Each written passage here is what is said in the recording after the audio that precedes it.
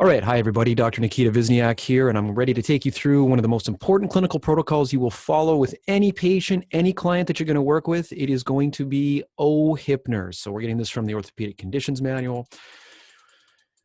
And flipping through the pages here, we can see this oHIPMNRS protocol. You would want to follow this with every patient. And in fact, if you look at all of the writing, all of the books, all of the clinic forms we've made for doctors and therapists, they all follow this process. It's simple.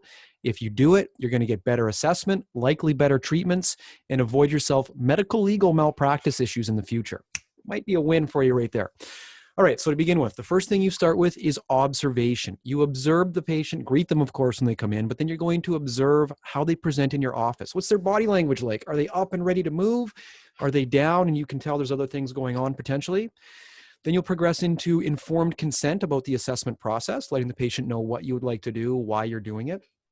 And then beyond that, we go into the most important part of any clinical exam. 70 to 90% of your differential diagnosis happens from the case history.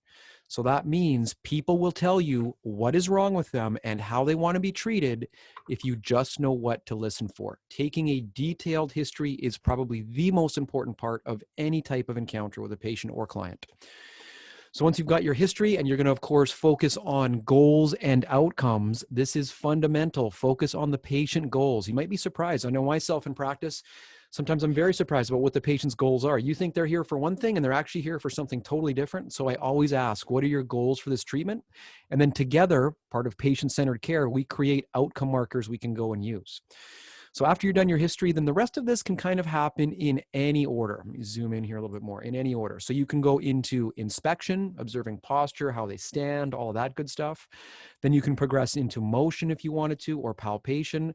I would suggest that every patient visit should involve some type of movement therapy, and your assessment is therapeutic. If you get this person to lift their arms above their head and they haven't done that all day, that's a therapy already in itself. The assessment is therapy for the patient.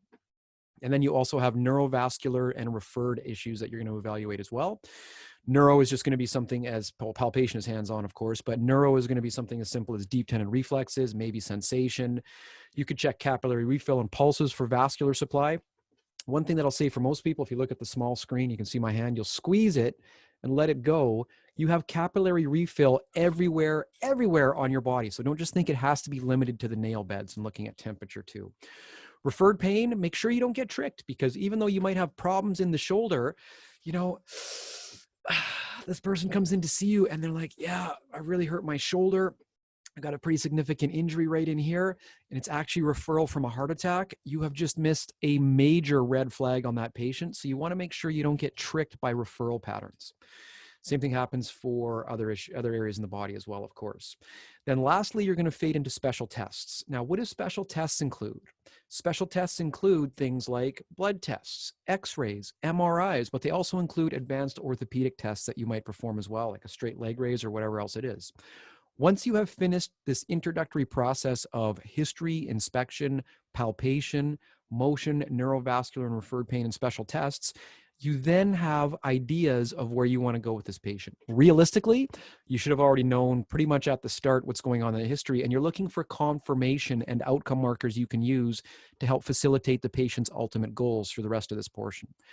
Then you're going to go ahead and create a clinical impression with a differential diagnosis list or a working diagnosis and proceed into treatment. Now, treatment is required to have informed consent again, and this informed consent should include the PAR-Q, which we can see right here: procedures, alternatives, questions, and risks. I should have said it the other way around: risks and questions for the PAR-Q to be correct. But so procedures, this is what I'd like to do. This is the benefit it might offer you. Here are some alternatives to this treatment that we can look at.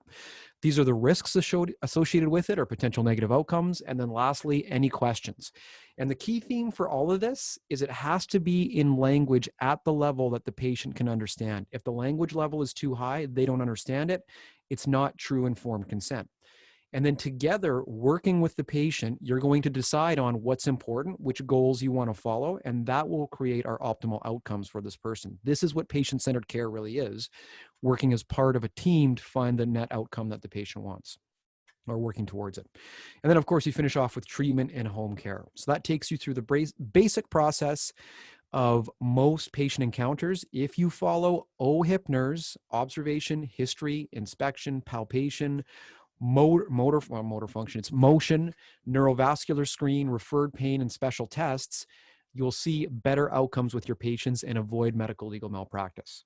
So hopefully you found this useful. It creates a foundation for you to work from. If you need chart forms, if you need more information on these topics, any condition that we talk about in our books is all laid out exactly like this, where it's HIPMNRS through how do you assess a condition to how do you treat it, going from least to most invasive and minimal effective dose. So I hope that you have found this useful.